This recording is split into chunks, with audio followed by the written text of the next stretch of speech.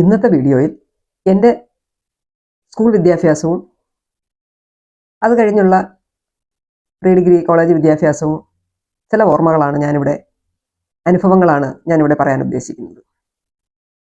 Basically ഞങ്ങളൊരു കാർഷിക കുടുംബമായിരുന്നു. Father കൃഷി, 4ാം ക്ലാസ് വിദ്യാഭ്യാസം, മദർ ഇല്ലിറ്ററേറ്റ് ആണ്, സ്കൂളിൽ പോയിട്ടേ ഇല്ല, അറബി വിദ്യാഭ്യാസം മാത്രം. ഞങ്ങൾ 4 പെൺമക്കൾ, ഞാനാണ് മൂത്തയാൾ. എൻ്റെ വീടിന് തൊട്ടടുത്ത് തന്നെ ഒരു LP സ്കൂൾ ഉണ്ടായിരുന്നു. അവിടെ 4ാം ക്ലാസ് വിദ്യാഭ്യാസം കഴിഞ്ഞ് ഞങ്ങളുടെ പഞ്ചായത്തിലെ അന്നും ഇന്നും പ്രശസ്തമായ ഗവൺമെൻറ് സ്കൂൾ, ഇലഗവൺ ഗവൺമെൻറ് ഹൈസ്കൂൾ പാളയംകുന്ന്, അവിടെയായിരുന്നു 10ാം ക്ലാസ് വരെ പഠിച്ചത്. 1978 10ാം ക്ലാസ് പാസ്സായി. പഠിക്കാനൊന്നും അത്ര സമർത്ഥയായിരുന്നില്ല, വളരെ എക്സ്ട്രാ ബ്രില്യൻ്റ് ഒന്നുമല്ല. പക്ഷേ ഞാനും മറ്റുള്ളവർക്കൊപ്പം എത്തണം എന്നുള്ള ഒരു അഭിവാഞ്ച എന്നിലുണ്ടായിരുന്നു. അവരെ പോലെ എനിക്കും പഠിക്കണം. അത് വീട്ടിലും എൻ്റെ ഫാദറും നല്ല സ്ട്രിക്റ്റ് ആയിരുന്നു. പഠിക്കണം, പഠിച്ചേ പറ്റൂ, പഠിച്ചില്ലെങ്കിൽ ഞങ്ങളുടെ കാർഷിക വൃത്തിക്കൊപ്പം കൃഷിപ്പണികൾക്കൊപ്പം ഉള്ള ജോലികൾ ചെയ്യാനേ പറ്റൂ. അത് ഭയങ്കര നിഷ്കർഷയാണ്. പഠിക്കാൻ വയ്യാത്തവർ കൊട്ട എടുത്തോളണം, പാടത്ത് പൊയ്ക്കോളണം, അവിടെയുള്ള ജോലികൾ ചെയ്തോളണം. ഇത് കേൾക്കുമ്പോൾ ഞാൻ ഒന്നുകൂടി ഉത്സാഹത്തോടെ പഠിക്കും, വായിക്കും. ഫാദർ വൈകിട്ട് വീടെത്തുമ്പോൾ വായിച്ചു തുടങ്ങും.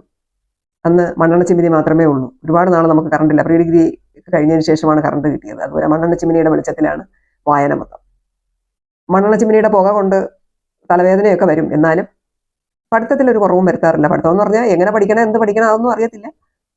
പഠിത്തത്തോട് പഠിത്തം, വായന, വായിച്ച് എന്തായാലും 10ൽ എനിക്ക് 308 മാർക്കാണ് അക്കാലത്ത് മാർക്ക്. അതിലെ വിചിത്രമായിട്ട് തോന്നുന്നത്, ഞാൻ തുടർന്നുള്ള എൻ്റെ പഠിത്തമൊക്കെ മാത്തമാറ്റിക്സ് അധ്യാപികയായിരുന്നു. പക്ഷെ 10ലെ എൻ്റെ മാത്തമാറ്റിക്സിന്റെ ഫൈനൽ എക്സാമിന്റെ മാർക്ക് എന്ന് പറയുന്നത് 100ന് 43 ടോട്ടൽ 308. അപ്പോൾ വലിയ ഗ്രാഹ്യമൊന്നുമില്ല. ഒരു നാടൻ പെൺകുടി അവിടെ സ്കൂളിൽ പഠിക്കാൻ പോകുന്നു. വളരെ എന്താ പറയുക, വീട്ടിൽ നിന്ന് കിട്ടാനുള്ള അല്ലെങ്കിൽ വീട്ടിൽ നിന്നുള്ള ഹെൽപ്പൊന്നും ഇല്ല, സാമ്പത്തിക ഞെരുക്കം.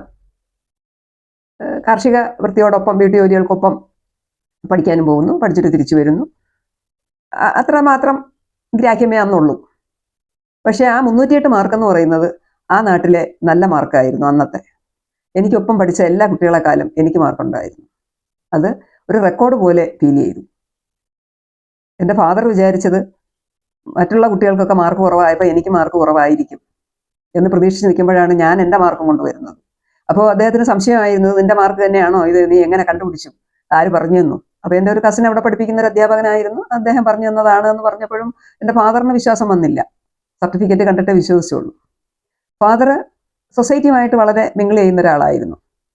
ഞങ്ങളൊരു യാഥാസ്ഥിക കുടുംബം, മുസ്ലിം കുടുംബം അല്ല, യാഥാസ്ഥികരല്ലേയിരുന്നു. സൊസൈറ്റിയുമായിട്ട് സോഷ്യലി വളരെ മിങ്കിൾഡ് ആയിട്ടുള്ള, ഇതര മതസ്ഥരുമായിട്ട് നല്ല സഹകരണമുള്ള നല്ല ഒരു ഗ്രാമപ്രദേശത്തെ ഒരു ജീവിതമായിരുന്നു ഞങ്ങളുടേത്. അപ്പോൾ അക്കാലത്ത് ആ നാട്ടിലെ കോളേജിൽ പഠിക്കുന്ന പയ്യന്മാരുമായിട്ടും സ്കൂളിലെ ഉദ്യോഗസ്ഥരുമായിട്ടും മറ്റുദ്യോഗസ്ഥരുമായിട്ടൊക്കെ അധ്യാപകരുമായിട്ടൊക്കെ എൻ്റെ ഫാദറിന് നല്ല ടച്ച് ഉണ്ടായിരുന്നു. അതുകൊണ്ട് തന്നെ വിദ്യാഭ്യാസം കൊടുക്കണം എന്നുള്ള പുള്ളിയുടെ വളരെ വലിയൊരു അംബീഷനായിരുന്നു. അങ്ങനെ ഞങ്ങൾ 4 പേരും പഠിച്ചു. അപ്പോൾ എൻ്റെ 10ാം ക്ലാസ് കഴിഞ്ഞിട്ട് പിന്നെ തുടർ വിദ്യാഭ്യാസം ആയപ്പോൾ എനിക്കൊന്നും അറിയത്തില്ല എന്താണ് സംഭവിക്കുന്നതെന്ന്. എനിക്കറിയേയില്ല തുടർന്ന് കോളേജിൽ പോകണമെന്നോ എങ്ങനെ പോകുമെന്നോ ഒന്നും അറിയില്ല. എല്ലാം ഗൈഡൻസ് കൊടുത്തത് ഈ നാട്ടിലെ അന്ന് കോളേജിലൊക്കെ പഠിക്കുന്ന എൻ്റെ ഫാദറിൻ്റെ സുഹൃത്തുക്കൾ പയ്യന്മാർ സെറ്റായിരുന്നു. അപേക്ഷയും അവർ തന്നെ വാങ്ങിക്കൊടുത്തു. വർക്കല SM കോളേജിൽ എനിക്ക് പ്രീ ഡിഗ്രിക്ക് ഫസ്റ്റ് ഗ്രൂപ്പ് അഡ്മിഷൻ കിട്ടി. അവിടെ നിന്ന് അങ്ങോട്ട് തുടർന്നുള്ള കോളേജ് ലൈഫ്. അപ്പോൾ ഈ ഗ്രാമപ്രദേശത്ത് നിന്ന് പോകുന്ന എനിക്ക് ഒട്ടും ഇംഗ്ലീഷ് അറിയില്ല, ഇംഗ്ലീഷ് അറിയേയില്ല. ഈ കോളേജിലെ അധ്യാപകരാണെങ്കിൽ ഇംഗ്ലീഷിലാണ് എല്ലാം പറയുന്നത്. അങ്ങനെ ബിഗിനിങ്ങിലൊക്കെ ഞാൻ ഒരുപാട് ബുദ്ധിമുട്ടി.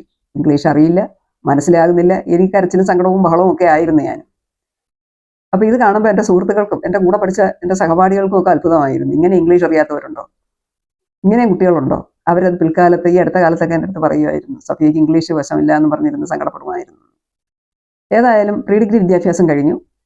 എനിക്ക് ഫസ്റ്റ് ക്ലാസ് ഉണ്ടായിരുന്ന 540 മാർക്ക്. അതും എൻ്റെ നാട്ടിലെ റെക്കോർഡായിരുന്നു. അപ്പോൾ എല്ലാവരും പറയും, ആ സഫിയ മിടിക്കുക, പഠിക്കും. ഇത് കേൾക്കുമ്പോൾ എനിക്ക് കുറച്ചുകൂടെ ഉത്സാഹമാണ് പഠിക്കാൻ.